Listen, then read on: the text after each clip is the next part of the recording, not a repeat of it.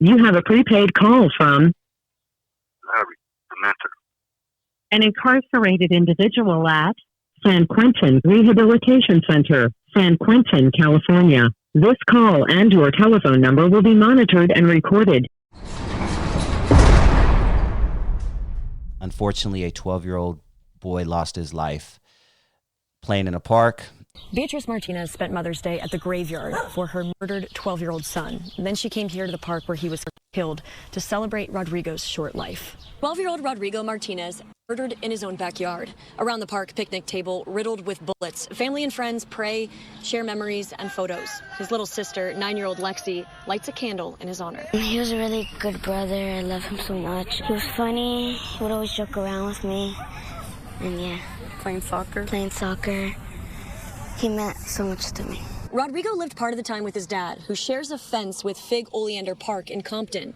The Davis Middle School soccer player grew up playing with the neighborhood kids at this park on Orris Street, and it's where he took his last breath. On Friday at 4 p.m., witnesses watched a man wearing all black and a black ski mask shoot and kill the kid and then run off. He had been shot in his stomach, I believe, and he said it was right after school. His dad said it was 5 minutes, and he heard the shots, and he came running. On Mother's Day morning, homicide investigators arrested a 17-year-old based on evidence collected at the park.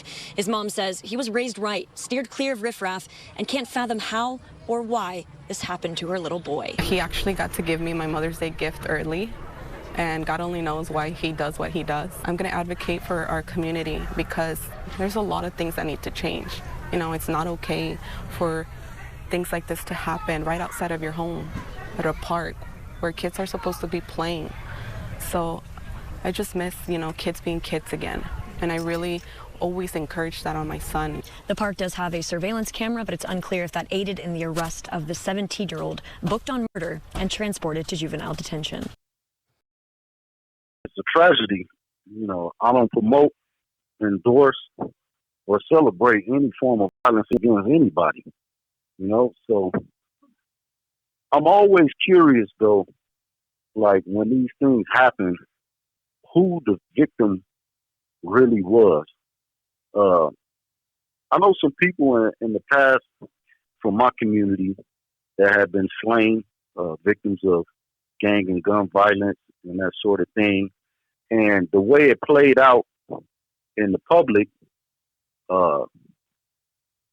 you may not have suspected or even known that this person was involved in any of the nefarious things that he was involved in. So I'm always curious, like, why this person? I know there's random acts of violence, but I guess what I'm getting to is that there's always another side to the story. Regardless of what this young 12-year-old was involved with or not involved with, it still remains a tragedy. But I'm always curious, like, who was the victim? What is their real story?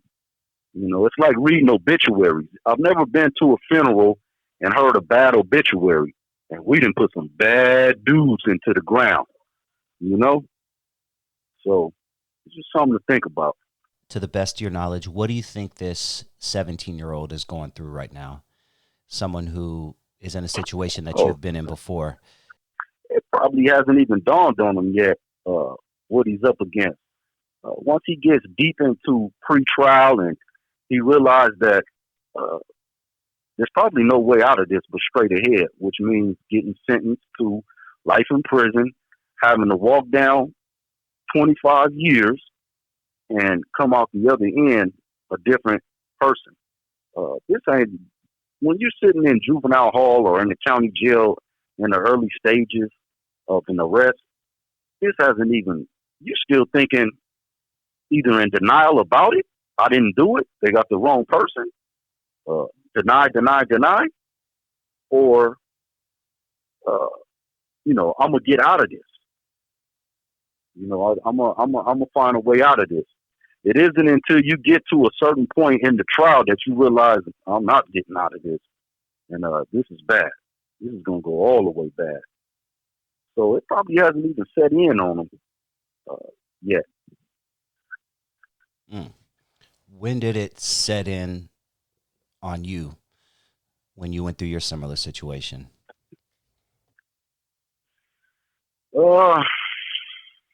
It got really real for me. The first time the homicide detectives came down to MDCLA when I was in federal custody and started asking questions. And then it got realer than that when the homicide detective came back with someone from the DA's office with a warrant for murder, asking for my fingerprints. They wanted my fingerprints. Then it got really real when the extradition process started and they were sending paperwork all the way to Louisiana to the federal penitentiary to get me extradited back to California. And then it really hit me when I was on that plane flying back from Louisiana to California, shackled on the plane, sitting in between two LAPD fugitive recovery officers, that is going down. So by the time I walked into the county jail, my mind was already on, okay, it is what it is. We got to go forward. So it was in degrees and stages.